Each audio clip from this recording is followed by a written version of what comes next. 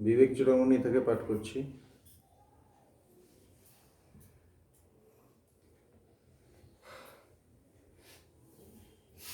আগের দিন যে পর্যন্ত হয়েছিল সেটা হলো তমগুণ রজ ও সত্যগুণের দ্বারা, রজগুণ সত্যগুণের দ্বারা এবং সত্যগুণ শুদ্ধ সত্যগুণের বৃদ্ধির ফলে নষ্ট হইয়া যায়। অতএব সত্যগুণকে আশ্রয় করিয়া অধ্যাস নাশে যত্নবান হও। এটার ব্যাখ্যা করেছেন যে গীতার 14 অধ্যায় দ্রষ্টব্য। গীতায় কি বলা হয়েছে? তমগুণের প্রভাবে জীব প্রমাদ আলস্য নিদ্রার বশীভূত হয়। প্রমাদী ও অলস ব্যক্তির কোনো শুভকর্ম সম্পাদনে সামর্থ্য থাকে না। তো তমগুণের কথা আগে যেদিন বলেছিলাম যে মানুষের মধ্যে এই আলস্য, ঘুমিয়ে আছে, কোনো কাজের প্রতি কোনো প্রবৃত্তি নেই, জড়বৎ। তমগুণে এই ভাবগুলো আসে মানুষের মধ্যে, এবং তাতে কি হয়, কোনো ভালো কাজ কিছু করতে পারে না। ঈশ্বর লাভ করা তো আরও অনেক পরের ব্যাপার, এটা ভালো কোনো দিকে মনটাও দিতে পারে না। তমগুণে এটা হয়। রজগুণের প্রভাবে সে ক্রিয়াশীল, এবং রজগুণ যখন আসে তখন তার মধ্যে একটা কর্মের প্রবৃত্তি আসে, কাজকর্ম একদম এই করব ওই করব এরকম একটা ভাব আসে। আর সত্যগুণের উদ্রেকে শুভ বাসনার দ্বারা পরিচালিত হইলে সে তমগুণের প্রভাব হইতে নিষ্কৃতি লাভ করে। তো যারা ওরকম ঘুমিয়ে আছে, তমগুণী, তাদের বলা হচ্ছে যে তাদের রজগুণ এবং সত্যগুণের ব্যাপারটা তাদের মধ্যে, গুণগুলো তাদের মধ্যে একটু বাড়াতে হবে, চেষ্টা করতে হবে। সেটা যখন চেষ্টা করবে, রজগুণে তার মধ্যে একটা ক্রিয়াশীলতা আসবে, কাজকর্ম করবো, এই করবো, যে চলো এই করি, চলো ওখানে গিয়ে বস্ত্র বিতরণ করি, এই যে ব্যাপারগুলো, এগুলো আস্তে আস্তে আসে। এবং ভালো বাসনা, মানুষের প্রতি দয়া, ক্ষমা, এই যে ব্যাপারগুলো, এগুলো সত্যগুণ থেকে চলে আসে। তো এইগুলো যখনই আমি ধরবো, এই গুণের দ্বারা আমি যত গুণান্বিত হব, তত কি হবে, আমার ওই তমগুণগুলো আস্তে আস্তে কাটতে থাকবে, কম হবে, ওগুলো একটু চাপা পড়ে যাবে। সত্যগুণের যখন বিশেষ প্রকাশ হয় তখন তাহার রজগুণোদ্ভূত কর্মচাঞ্চল্য নষ্ট হইয়া যায়। এবার যখন তার সত্যগুণের প্রকাশ বাড়ছে, তখন রজগুণের মধ্যে কি একটা চঞ্চলতা আছে, তার মধ্যে অনেক রকম আবার রিপুর তাড়নাও বেশি থাকে, লোভ টোভ, নাম যশ, এই ব্যাপারগুলো চলে আসে রজগুণের সাথে সাথে। অনেক কিছুই থাকে, পাওয়ার চাই, আমাকে পাওয়ার, সবার ওপর আমাকে সবাইকে আমাকে ডমিনেট করতে হবে, সবার ওপর প্রভুত্ব করতে হবে, এই ব্যাপারগুলো চলে আসে রজগুণ থেকে। সত্যগুণে কি হয়, এইগুলো আবার কেটে যায়। তো বলছেন সত্যগুণে যখন বিশেষ প্রকাশ হয় তখন তাহার রজগুণ উদ্ভূত কর্মচাঞ্চল্য নষ্ট হইয়া যায়। সত্যগুণের 2 প্রকার ভেদ আছে, মলিন সত্য আর শুদ্ধ সত্য। সত্যগুণের মধ্যে আবার 2টো ভাগ আছে, একটা মলিন সত্য, একটা শুদ্ধ সত্য। মলিন সত্য জীবকে সুখে ও জ্ঞানে আসক্ত করিয়া বদ্ধ রাখে। মলিন সত্য যেটা, রজগুণ থেকে একটু বেটার, সেটা কি, মানুষকে জ্ঞানে জাগতিক জ্ঞানে এবং সুখে, সে একটু সুখটা ভালোবাসে, সুখটা চায়, কিন্তু সেটা তমগুণীর মতো সুখ না। তো এইগুলো জায়গায় সে একটু আবদ্ধ হয়ে পড়ে, এই 2টো জায়গায়। জাগতিক বিদ্যা, অনেক কিছু, এই জ্ঞান ওই জ্ঞান, অনেক কিছু জ্ঞান লাভ করছে, ভালো, এমনি জাগতিক অন্য সব কিছু থেকে ভালো, রজগুণ থেকে অবশ্যই ভালো, কিন্তু ঈশ্বর লাভ করার যে প্রবৃত্তি তার জন্য যথেষ্ট নয়। সেটা হলো মলিন সত্য। মলিন সত্ত্বে এই ব্যাপারগুলো হয়। বলছে, এই জন্য বলছেন সুখে ও জ্ঞানে আসক্ত করিয়া বদ্ধ রাখে। তাকে হয়তো সবাই দেখছে যে তিনি খুব পণ্ডিত ব্যক্তি, কত কিছু জানেন এবং খুব ভালো মানুষ, নো ডাউট, কিন্তু আসলে তিনি বদ্ধ। ওটা আছে, ওই গুণগুলোতে তিনি বদ্ধ হয়ে আছে, এর বেশি এগোতে পারছেন না, এর বেশি যাচ্ছেন না।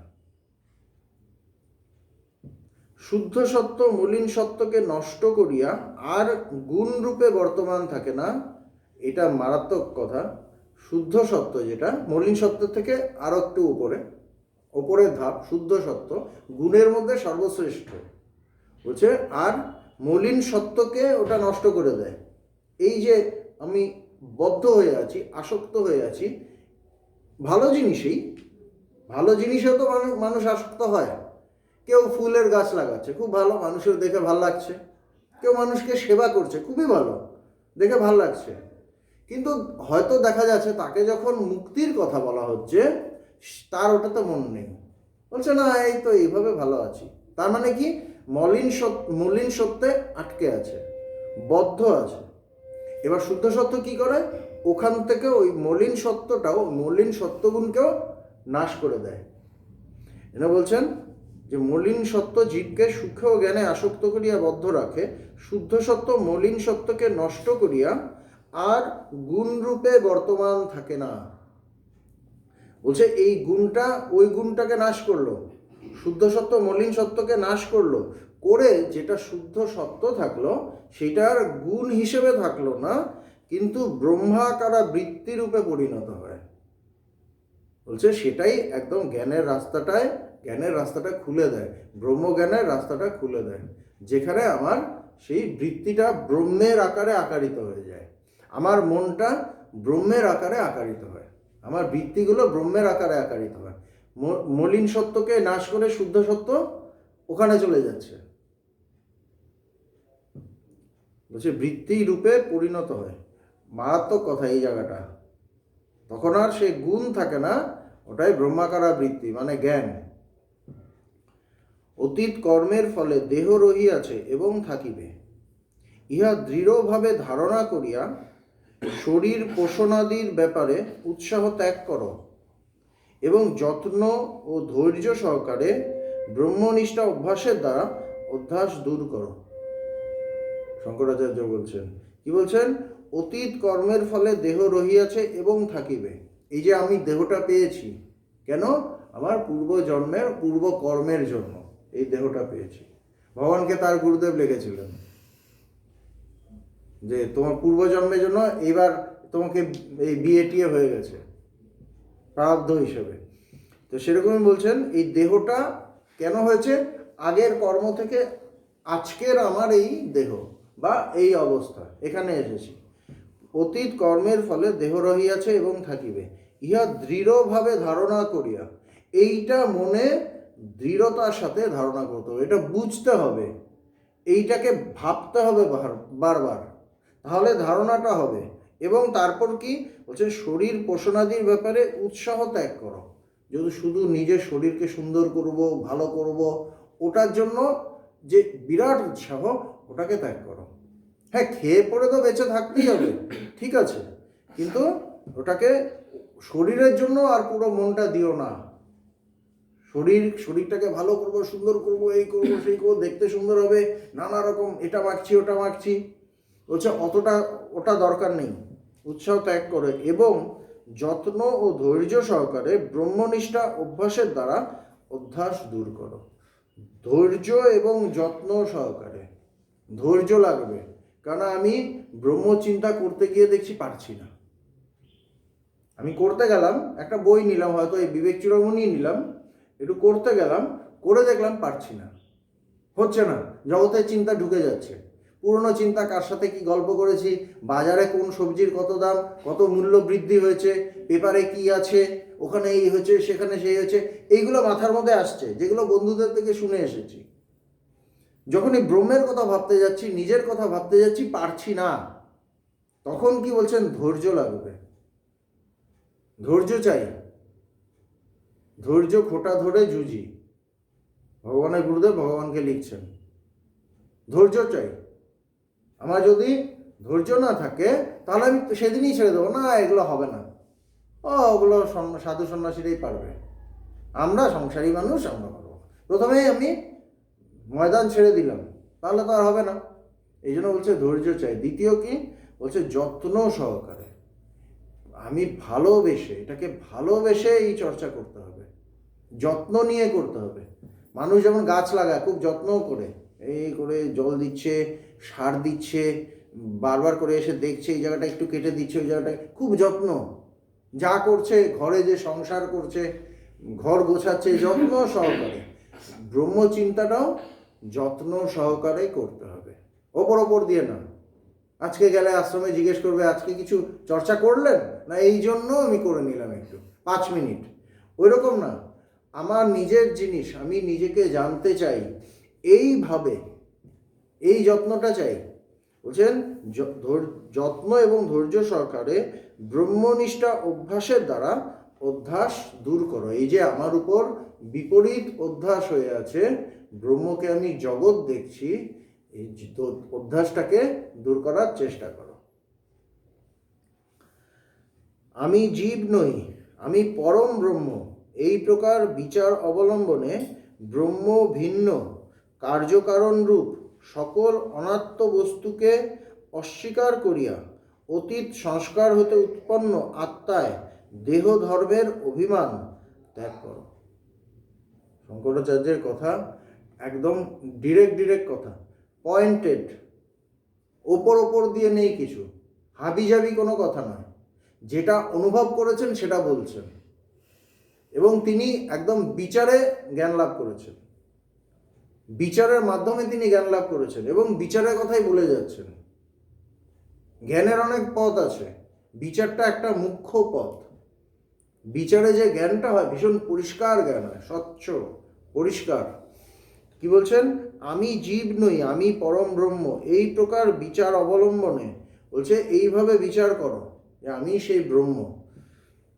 অবলম্বনে কার্যকারণ রূপ সকল অনাত্মা বস্তুকে অস্বীকার করিয়া অতীত সংস্কার হইতে উৎপন্ন আত্মায় দেহ ধর্মের অভিমান ত্যাগ করো। বলছে আমাদের সমস্ত অনাত্ম বস্তুকে অস্বীকার করা। অস্বীকার করা মানে কি? এখন আমার খিদে পেয়েছে, তাহলে কি খাবো না? খাবো, কিন্তু ওটাকে সত্য বলে জানবো না। কেননা বলা আছে যে ব্রহ্ম সত্য জগৎ মিথ্যা, এই বিশ্বাসটা করতে হবে যে সেটাও ব্রহ্মই, সেটাও ব্রহ্মই। এই জন্যই গীতায় একটা শ্লোক আছে, ব্রহ্মার্পণং ব্রহ্মাহবির ব্রহ্মাগ্ন, যা কিছু সবই ব্রহ্ম। যেটা অর্পণ করছি সেটাও ব্রহ্ম, যাকে অর্পণ করছি সেটাও ব্রহ্ম। তো সব কিছু এই যে বলছেন যে এই বিচার করে ব্রহ্ম থেকে ভিন্ন কার্যকারণ রূপ সকল অনাত্ম বস্তু, যেটাই ব্রহ্ম থেকে আলাদা, সেটাকে আমার ত্যাগ করতে হবে মানসিকভাবে। আমার এখন কেউ সংসারে আছে, তাকে তো সংসারে থাকতেই হবে, কিন্তু সেটাকে সে সত্য বলে জানবে না। সত্য সেই পরম ব্রহ্ম। অস্বীকার করিয়া অতীত সংস্কার হতে উৎপন্ন আত্মায়, আমাদের সংস্কারের জন্য কি হয়েছে? আমাদের অজ্ঞানের যে সংস্কার, তার জন্য আমাদের এই দেহ, এই দেহের অভিমান, দেহ ত্যাগ করতে বলছে না, দেহের যে অভিমান যে আমি শরীর, এই ভাবনা, এই ধারণাটা ত্যাগ করতে হবে। এই ধারণাটা আত্মার উপর, ব্রহ্মের উপর, আমার স্বরূপের উপর আরোপিত। এটা সত্য নয়, এটা আরোপিত। কিন্তু এটা শুনতে আশ্চর্য লাগবে, অবাক লাগবে, কিন্তু যত চর্চা করব আস্তে আস্তে যেন ধরা যাবে। একদিন পরেই যদি বুঝে নেই তাহলে তো ব্রহ্মজ্ঞান খুব সোজা ব্যাপার হয়ে গেল, সেটা কিন্তু নয়। কেননা এতদিন ধরে আমার উপর একটার পর একটা প্রলেপ পড়ে এসেছে, মিথ্যার প্রলেপ। আমি এই, আমি সেই, আমি শরীর, আমি মন, আমি বুদ্ধি, আমি চিত্ত, আমি অহংকার, আমি ডাক্তার, আমি ইঞ্জিনিয়ার, আমি এই, আমাকে সবাই মানে, একটার পর একটা কিন্তু প্রলেপ পড়ছে। আমিটাই যে ব্রহ্ম, আমি যদি ব্রহ্ম হই তাহলে আমি শরীর হতে পারি না।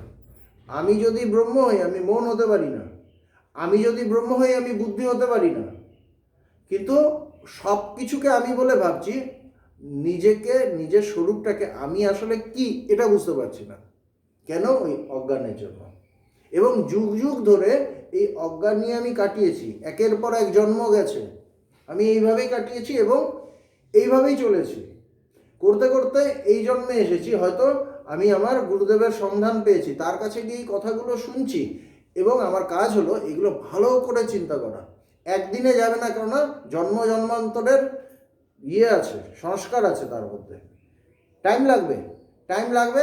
আবার যদি আমি ঠিক মতো করি খুব তাড়াতাড়ি উড়ে যেতে পারে। কেননা ঠাকুর কি বলছেন যে মানে 1000 বছরের অন্ধকার ঘর দেশলাই কাঠি জ্বালার সাথে সাথে আলোকিত হয়। কিন্তু আমি যদি ভাবি প্রথম দিনই বাজি মেরে দেবো, এইভাবে হবে না। আমার ধৈর্যটা নিয়ে রাখতে হবে, যত্ন সহকারে এই ব্রহ্মচিন্তা করতে হবে। এই জন্য বলছেন যে এই আত্মায় দেহ ধর্মের অভিমান ত্যাগ করো, যে আমি দেহ, নিজেকে দেহ বলে যে ভাব, এই ভাবটাকে ত্যাগ করো। শ্রুতিবাক্য, বিচার এবং নিজের অনুভব, এই 3 উপায়ে আত্মার সর্বস্বরূপতা অবগত হইয়া জাগ্রত ও স্বপ্নের কোনো কালে আভাসমাত্র রূপে প্রকাশিত অধ্যাসের নিরাকরণে তৎপর থাকো। বলছেন কি শ্রুতিবাক্য, শ্রুতিবাক্য কি? বেদের কথা বা উপনিষদের কথা। তারা কি বলছে? শ্রুতিতে কি বলছে, বেদে কি বলছে, উপনিষদে কি বলছে? যে আমি সেই, আমি ব্রহ্মা, অহং ব্রহ্মাস্মি বলে দিচ্ছে। তো শ্রুতি বাক্য শুনলাম, শুনে বিশ্বাস করলাম। এবার কি বিশ্বাসের পর কি? বিশ্বাস করলাম, কিন্তু বিশ্বাসের সাথে একটু অবিশ্বাস যুক্ত থাকে, একটু অবিশ্বাস থাকেই। বিশ্বাস মানে পূর্ণ জ্ঞান নয়। তো আমার বিচার করতে হবে ভালো করে, যে যেটা শুনেছি এটাই কি, আমি তো এখনো বুঝতে পারছি না, আমাকে বিচার করতে হবে। বিচার করব, বিচার করতে করতে তারপর কোথায় পৌঁছাতে হবে?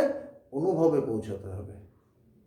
তো প্রথম হলো শ্রুতিবাক্য, দ্বিতীয় হলো বিচার, তৃতীয় হলো নিজের অনুভব। অনুভব মোস্ট ইম্পর্ট্যান্ট। এই জন্য স্বামীজি বলছেন কি, রিলিজিয়ন ইজ রিয়েলাইজেশন। ধর্ম কি? অনুভূতি ধর্ম, অনুভূতি ধর্ম। অনুভবে পৌঁছাতে হবে। এই 3 উপায়, এই 3 ভাবে আত্মার সর্বস্বরূপতা অবগত হইয়া, আত্মাই যে আছে, ব্রহ্মই যে আছে, সব জায়গায় তিনিই আছেন, একই আছে, এইটাকে অনুভব করতে হবে, এটাকে বুঝতে হবে। হয়ে জাগ্রত স্বপ্নের কোনো কালে আভাসমাত্র রূপে প্রকাশিত অধ্যাসের নিরাকরণে তৎপর থাকো। তো ব্রহ্মের উপর যে জগতের আভাস হবে, এই যে অজ্ঞানের একটা আভাস হবে ভেতরে, সেইটা যাতে সরিয়ে দিতে পারো তার জন্য তৎপর থাকো, সজাগ হয়ে চেয়ে থাকো। যেমন বাড়ির মালিক কিন্তু সবসময় সজাগ থাকে, বাড়ি থেকে কিছু যেন চুরি না হয়ে যায়, সজাগ থাকে। কেউ এলো, এই কে এসছে, কোথায় গেল, কোথায় বসলো, ভেতরে ঘরে চলে আসছে না তো, খেয়াল রাখে যেন ভেতরে ঘরে ভালো ভালো জিনিস আছে চুরি না যায়। সেরকমভাবে আমাদের যে স্বরূপ, এই জ্ঞান, এই জ্ঞানে মানে এর যে অজ্ঞান, সেটা হলো আমি দেহ। এখানেই তো আমার স্বরূপ বোধটা চুরি হয়ে যাচ্ছে। এখানেও সজাগ থাকতে হবে, একদম সবসময় অ্যালার্ট। যে কোনো মুহূর্তে মানে আবার মনশালাই চোর, স্বামীজি বলছেন না, একে ব্রহ্মসমুদ্রে চুবিয়ে চুবিয়ে মেরে ফেল। এক চুবুনিতে হবে না, বারবার চুবুনি খাওয়াতে হবে, বারবার সমাধিস্থ হতে হবে, তখন পরিষ্কার হয়ে যাবে। একটাতে হবে না। আমার 5 বছর আগে একটু কেমন একটা হয়েছিল কিছুক্ষণ, বলছে ভালো কিন্তু যথেষ্ট নয়, ভালো যথেষ্ট নয়, বারবার চুবুনি খেতে হবে। তো বলছে কোনো কালে আভাসমাত্র রূপে প্রকাশিত অধ্যাসের নিরাকরণে তৎপর থাকো। আত্মার সর্বস্বরূপতা শ্রুতিতে বহু স্থলে বর্ণিত হইয়াছে। বলছে শ্রুতিতে নানা জায়গায় বলা আছে, আত্মাই যে সব জায়গায় আছেন। দৃশ্য পদার্থ সমূহকে পরিচ্ছিন্ন ও আত্মা হইতে ভিন্ন রূপে দেখার ফলে জীব ক্ষুদ্র বিষয়ের তুচ্ছ আনন্দের প্রতি ধাবিত হয় ও নিজে ক্ষুদ্র হইয়া যায়। গুণত্রয়ের প্রভাব হইতে মুক্ত হইতে পারিলে তাহার ক্ষুদ্রতার নাশ হয় এবং সে জগৎকে ব্রহ্মময় বলিয়া অনুভব করে। ভালো কথা বলছে, দৃশ্য পদার্থ সমূহকে পরিচ্ছিন্ন আত্মা হইতে ভিন্ন রূপে দেখার ফলে, এই যে যা কিছু দেখছি, যে জগৎ, দৃশ্যময় জগৎ, তাকে আমি ব্রহ্ম থেকে বা নিজের থেকে আলাদা হিসেবে দেখছি। যে এইটা আমি নই, এই জগৎ যা আমি দেখছি সেটা আমি নই, আমি আলাদা, এই জগৎ আলাদা, আমি দ্রষ্টা, এটা দৃশ্য, এইভাবে দেখছি।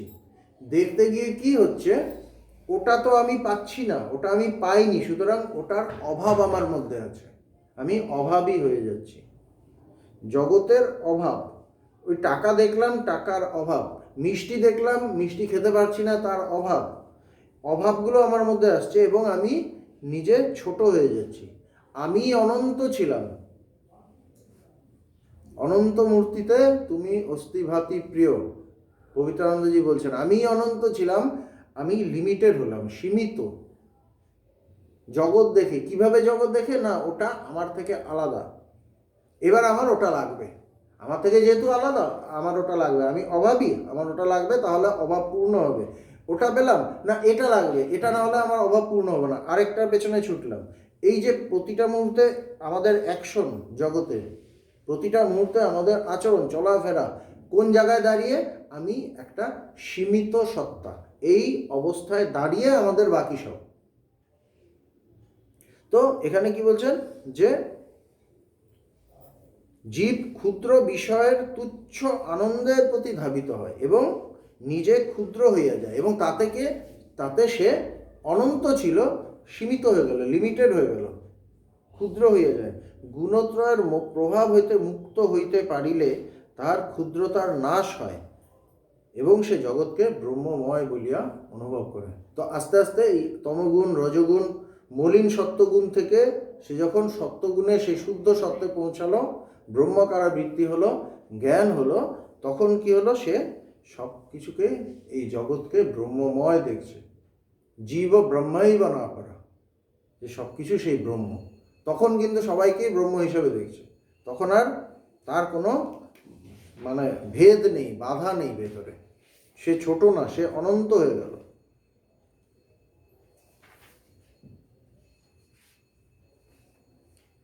গ্রহণ বুদ্ধি ও ত্যাগ বুদ্ধির অভাব হেতু মননশীল বিদ্বান ব্যক্তির পক্ষে কিছুমাত্র কর্ম সম্ভব হয় না। অতএব সর্বদা ব্রহ্মনিষ্ঠ থাকিয়া অধ্যাস দূর করিয়া দাও। বারবার বলছেন যে তোমার অধ্যাসটাকে দূর করো। এরকম অনেকগুলো শ্লোক আছে, একের পর এক, সবগুলোতেই বলছেন অধ্যাস দূর করো, একটার পর একটা বলছেন, বলে যাচ্ছেন। গ্রহণ বুদ্ধি ও ত্যাগ বুদ্ধির অভাব হেতু, গ্রহণ করার বুদ্ধিও নেই, ত্যাগ করার বুদ্ধিও নেই। কেন নেই? তিনি সব কিছুতে নিজেকে দেখছেন। কাকে গ্রহণ করবেন, কাকে ত্যাগ করবেন, দ্বিতীয় কোথায়? হচ্ছে গ্রহণ বুদ্ধি এবং ত্যাগ বুদ্ধির অভাব হেতু মননশীল বিদ্বান ব্যক্তির পক্ষে, যিনি মননশীল, মনন না করলে তো এই জ্ঞান, এই অনুভব আসবে না। মননশীল বিদ্বান এবং যিনি জ্ঞান লাভ করেছেন, বিদ্বান মানে জাগতিক বিদ্বান না, পণ্ডিত না, হচ্ছে জ্ঞানী, পক্ষে কিছুমাত্র কর্ম সম্ভব হয় না। এরকম একজন জ্ঞানীর পক্ষে কোনো কর্ম আর সম্ভব হয় না। কর্ম কখন করি? যখন আমি নিজে অভাবী, কিছু পাবার জন্য কর্ম, কিছু করার জন্য কর্ম, কিছু করিনি ওটাকে কমপ্লিট করার জন্য কর্ম, অপূর্ণতাকে পূর্ণ করার জন্য কর্ম। কিন্তু আমি যদি আমিই থাকি, তখন কর্ম আর হয় না। বলছে অতএব সর্বদা ব্রহ্মনিষ্ঠ থাকিয়া অধ্যাস দূর করিয়া দাও। বলছে সুতরাং এই অবস্থায় পৌঁছানোর চেষ্টা করো, অধ্যাস দূর হলেই তুমি এই অবস্থায় পৌঁছাতে পারবে।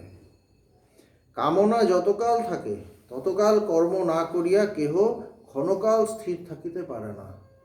যতকাল কামনা থাকে ততকাল তাকে কাজ করে যেতে হবে, কেন স্থির থাকতে পারে না, তার কামনা তাকে ছুটিয়ে দেয়, কামনা তাকে জগতের পেছনে ছুটিয়ে দেয়। মানুষ কামনার বশে কর্ম করিতে থাকিলে অধ্যাসের হাত হইতে নিষ্কৃতি পায় না। সুতরাং কামনা যতক্ষণ আছে অধ্যাস যাবে না। স্বাভাবিক শ্বাস প্রশ্বাস ক্রিয়া যে কেহ সংকল্প করিয়া করে না। সাধকের অন্যান্য দৈহিক ক্রিয়া যখন শ্বাস প্রশ্বাসের ন্যায় সংকল্প বিকল্প ব্যতীত সাধিত হইতে থাকে, তখন তিনি কর্মবন্ধন হইতে মুক্ত হইয়া ব্রাহ্মী স্থিতি প্রাপ্ত হন। সাধকের অন্যান্য দৈহিক ক্রিয়া যখন শ্বাস প্রশ্বাসের ন্যায় সংকল্প বিকল্প ব্যতীত সাধিত হইতে থাকে, তখন তিনি কর্মবন্ধন হইতে মুক্ত হইয়া ব্রাহ্মী স্থিতি প্রাপ্ত হন। সুতরাং আমাদের যে প্রশ্ন, ওখানে করতে গেলে কিছু কাজ করতে পারবো না, এটা কি ধরনের কথা? কাজ করতে মানা করা হলো না, ভালো করে কথাটা পড়লে বোঝা যাবে। কাজে মানা করলেন না, কর্ম করতে মানা করলেন না, সেই জ্ঞান লাভ করতে বললেন। বলছে কর্ম কিভাবে হবে? বলছে আমরা যে শ্বাস প্রশ্বাস নেই, শ্বাস ছাড়ি, এটা কি আমাদের সংকল্প দিয়ে হয়? এমনি হতে থাকে, স্বাভাবিকভাবে এমনি হতে থাকে। তো বলছেন ওইভাবে কাজ হবে। জ্ঞানী কিভাবে কাজ করবেন? জ্ঞানী কাজ করবেন না তা না, সারাক্ষণ একভাবে বসে থাকবেন তা বলা হয়নি। কি বলছেন? সাধকের অন্যান্য দৈহিক ক্রিয়া যখন শ্বাস প্রশ্বাসের ন্যায় সংকল্প বিকল্প ব্যতীত সাধিত হইতে থাকে, সেইখানে তার সংকল্প বিকল্প থাকবে না।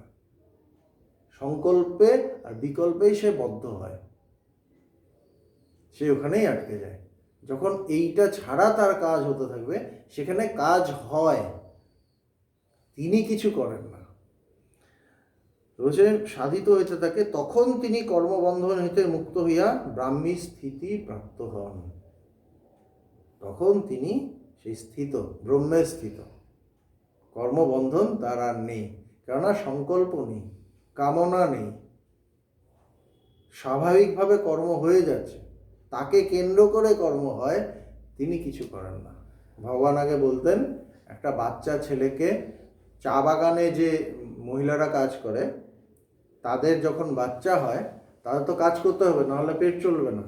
তখন তারা পিঠের মধ্যে বেঁধে নেয়, বেঁধে তারা কাজ করে, ওই চা পাতা তুলছে, করছে, এই কাজগুলো করছে, কিন্তু বাচ্চাটা পিঠে আছে, সেখানে সে ঘুমিয়ে থাকে। ঘুমিয়ে ঘুমিয়ে সে বাচ্চাটা ঘুমাতে যাওয়ার সময় দেখে সে বিছানায় শুয়ে আছে, কিন্তু সেই অবস্থায় সে পুরো চা বাগান ঘুরে নেয়, কিন্তু বাচ্চাটা কিছু জানলো না। বাচ্চাটা ঘুরলো, বাচ্চাটা কিচ্ছু জানলো না। কেন? সে ঘুমিয়েছিল, কিন্তু তার শরীরটা গেছে, নানা জায়গায় গেছে।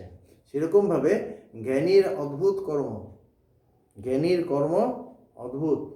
তারা জানেন আমি সবসময় সেই ব্রহ্মস্বরূপ, আমার কোনো কর্ম নেই। কৃষ্ণ বলছেন আমার কোনো কর্ম নেই, আর কিন্তু করি কেন? জগতে একটা নিদর্শন রাখার জন্য, নাহলে সব মানুষ কাজ বন্ধ করে দেবে, যে এই জন্য করি। তো তারা কিছু করেন না, স্বরূপত তারা কিছু করেন না, তাদের দেহটা সংকল্প বিকল্প ব্যতীত, সংকল্প বিকল্প বিহীন হয়ে তারা কাজ করে, তাদের কাজটা হয়। তিনি ব্রাহ্মী স্থিতি প্রাপ্ত হন। তিনি তখন ন দ্বেষ্টি সংপ্রবৃত্তানি ন নিবৃত্তানি কাঙ্ক্ষতি। গুণত্রয়ের কার্য প্রকাশ পাইলে দেশ করেন না, বা তাহাদের কার্যের নিবৃত্তি ঘটিলে সে সকলের প্রকাশের জন্য উৎসুক হন না। বলছে কোনো তাদের দেশ থাকে না কোনো কিছুর প্রতি, এবং কোনো কাজ এবং তাহাদের কার্যের নিবৃত্তি ঘটিলে সে সকলের প্রকাশের জন্য উৎসুক হন না। যে আমি তার ফলটা কখন হবে, কর্ম তো করলাম, ফলটা কখন পাবো, ফল থাকে না, ফলাকাঙ্ক্ষা তাদের থাকে না।